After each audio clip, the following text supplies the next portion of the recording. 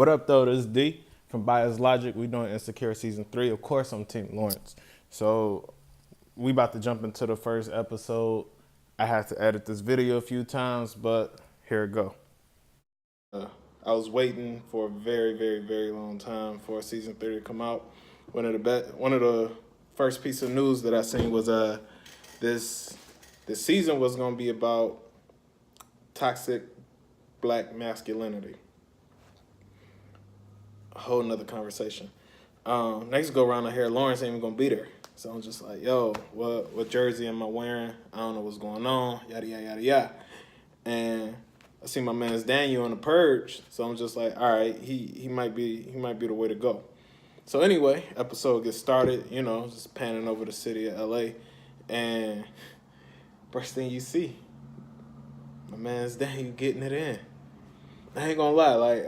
Me being Team Lawrence, when Issa cheated, it broke my heart. It broke my heart. I ain't gonna lie to you. And people say, well, he ain't had no job, he ain't had this, he ain't had that. It's like, yo, let the shoe be on the other foot for a woman. The man is supposed to stay faithful, but I digress. He getting it in. Just to see Issa's on that couch. Issa can't stand it. This later we find out this girl name is Vanessa. This woman is screaming. She's enjoying life right now, and it's a beautiful thing. It's a very, very beautiful thing. Issa can't take it. You know what I'm saying? So she get up, you know, go ahead and go to work, and she's a Lyft driver. In this scenario, her being a Lyft driver, she her passenger, as soon as he hop in the whip, throws up all over the car. I don't know if y'all ever experienced that, not necessarily being a driver, but being a passenger and being in the car with somebody. They ain't fun at all. So, you know, later, you know, it goes over to the beach, and they show this dude from the back walking, and it's just like, yo, this might be Lawrence. All right, so my man's made one episode. Later to find out, it's a homie from the Natty. I don't know him, but, you know, I lived in Ohio at one point in my life, and it's a dude from the Natty.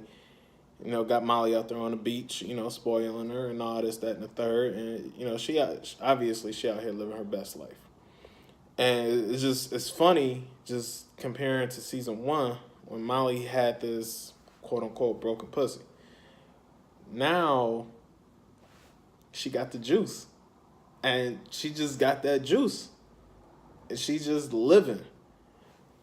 Episodes swing right over to Issa. And Issa's staring into a medicine cabinet.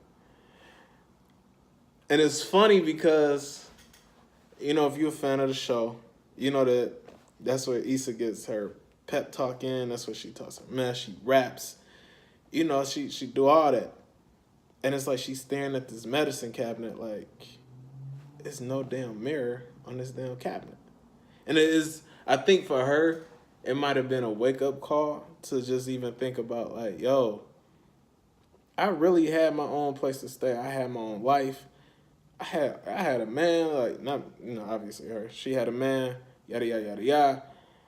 And now she's sleeping on the couch. She ain't sleeping in the bed. She ain't getting no D. And she's staring into a handheld mirror. Like, that's the joint they give you at the barbershop, you know what I'm saying, just to make sure your lineup is good.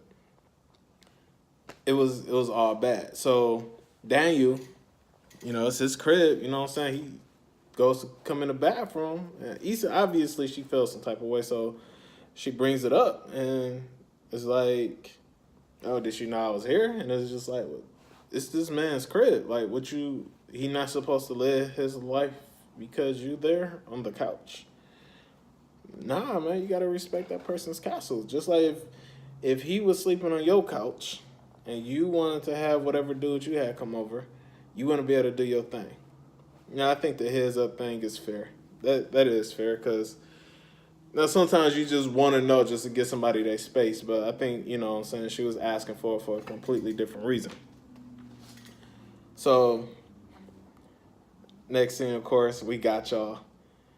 Yeah, that logo is so racist. Like I seen that episode. I remember sitting on the couch next to my fiance, and I was like, "Yo, you peeped that logo? Why is it a white hand lifting black kids? Like, what is this?" And then when you see the whole breakdown of the job, as far as the employees and everything, is just like, what the f is this? So at the end of season 2, Issa gets in trouble.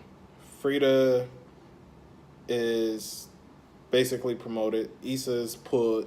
She's demoted. She's not allowed on the field. And just when Frida comes out, it's kind of like a reminder that, yo, like, you by yourself. I mean, if you've ever been the only black person at a job, you've had that feeling before. So, Issa's trying to, call her leads back and figure out why is it that people don't want to work with them no more. Setting herself up. Anyway, we fast forward to Daniel in the studio. I don't know who this woman is. I think I just followed her on Twitter. But these pants, these Werther's Originals, whatever you call that caramel candy, like, yo, I don't know what she had on, why she had it on, but you know what I'm saying? They take it to their, they having conversations about, Daniel basically trying to get on, trying to really, hit his music stuff off. So, afterwards, Issa and Molly, they meeting back up.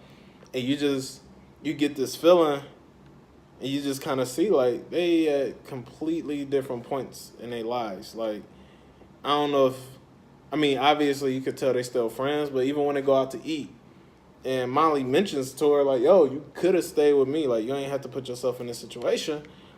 I don't know, to me, I felt some weird energy between there. And, obviously they just kind of cut that off.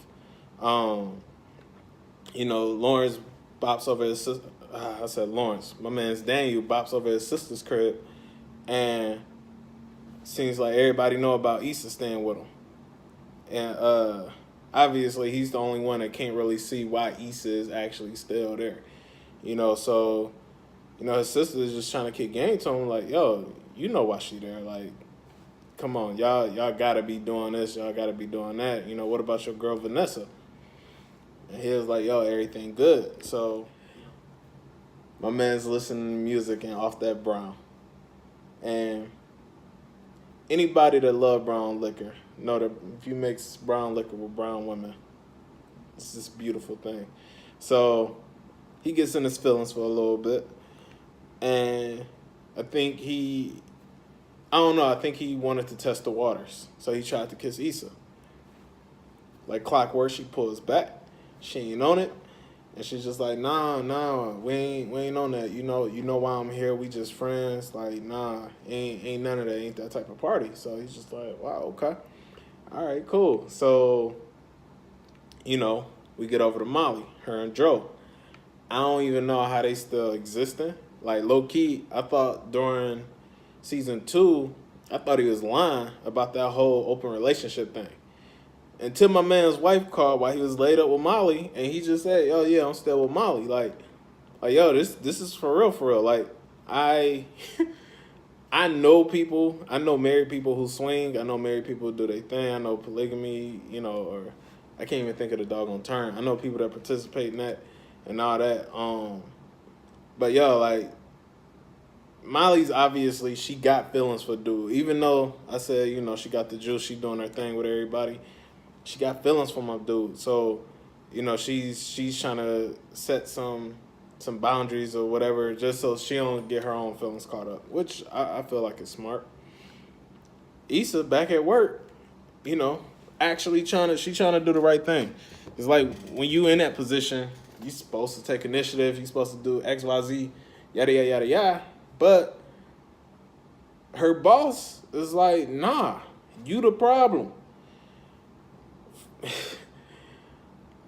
I've been in situations like that before, and it's just like, I don't know. I think that really hits home to me. Just not with my current employment, not at all, but with previous employment, where it's just like, yo, like you documenting me, like why do I feel like you're trying to fire me? Why do I feel like this, that, and the other?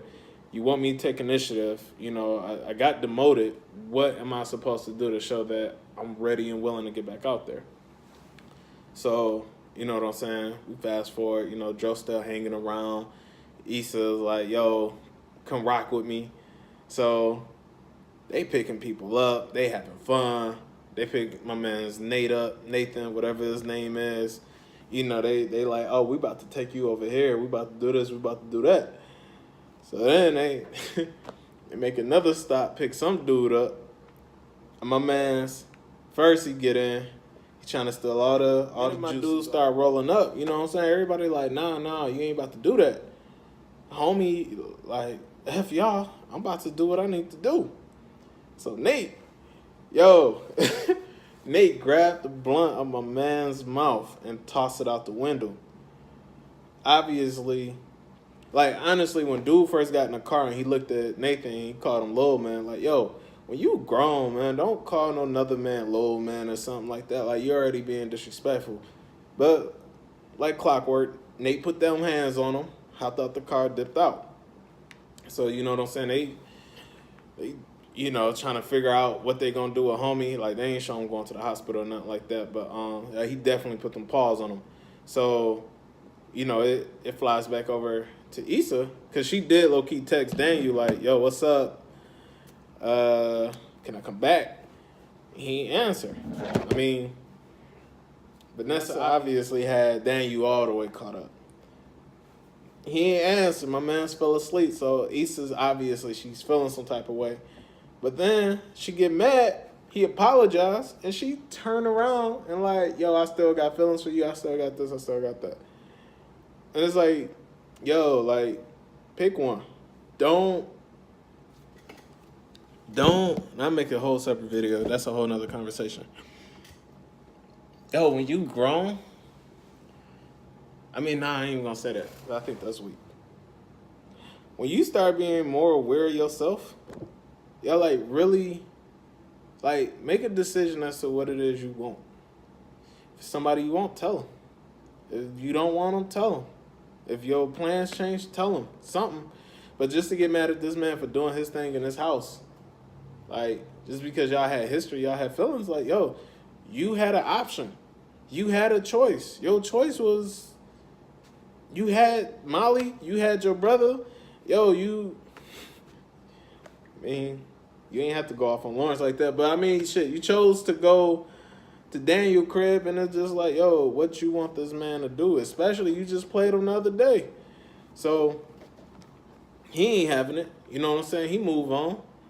So then we get to Molly. Molly's getting cute. She's about to start something up. My man's pop up in the crib. Joe pop up in the crib like they did on Black Panther. Like, soon as Molly opened the door, my man's just chilling there, his glass of wine halfway gone. He chilling, he ready. And you know what I'm saying? He using his key, like, he just doing that pop-up. After they kiss, Molly is like, yo, let me get them keys back. My man's is mad. And basically, they talking, she just like, yo, whatever y'all got going on, you and your wife, she said her name. This dude pop fly. And it's just like, yo, like, dude, you knew what this whole situation was. Like, how you get mad?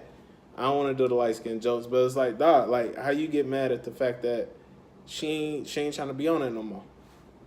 So, you know what I'm saying? We go for it. I'm watching the show now, just recapping. I got it on silent.